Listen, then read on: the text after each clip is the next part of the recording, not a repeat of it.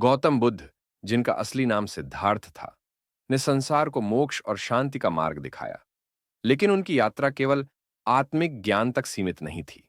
उनके जीवन में एक महत्वपूर्ण पात्र थीं, राजकुमारी यशोधरा, जो उनकी पत्नी थीं।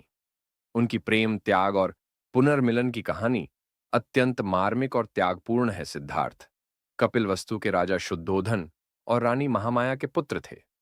जब वे बड़े हुए तो उनकी सुंदरता, बुद्धिमत्ता और करुणा को देखकर राजा शुद्धोधन ने उनके लिए एक योग्य राजकुमारी की तलाश की। यशोधरा कोल्य वंश की राजकुमारी थीं, जो अत्यंत सुंदर, विदुषी और गुणी थीं।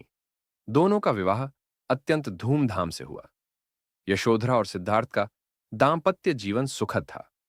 यशोधरा ने उन्हें एक पुत्र रत्न राहुल को जन्म दिया।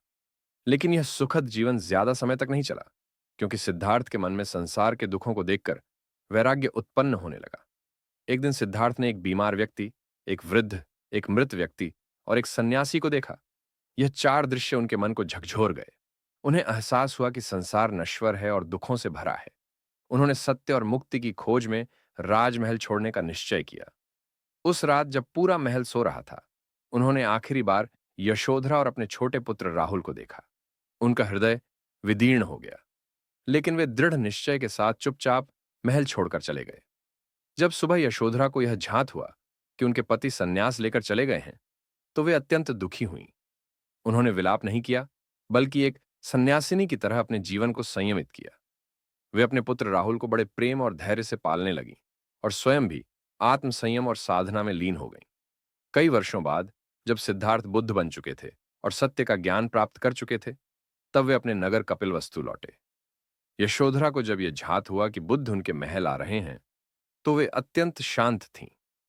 वे किसी अन्य की तरह महल में बैठकर उनकी प्रतीक्षा नहीं कर रही थीं, बल्कि विनम्रता से उनके पास स्वयं गईं।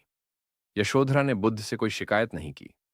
उन्होंने केवल इतना कहा, हे ताथागत, यदि मैं भी सत्य और मुक्ति का मार्ग जानती, तो मैं भी आपके साथ उसी रात चली जाती। बुद्ध उनकी श्रद्धा और धैर्य को देखकर प्रभावित हुए।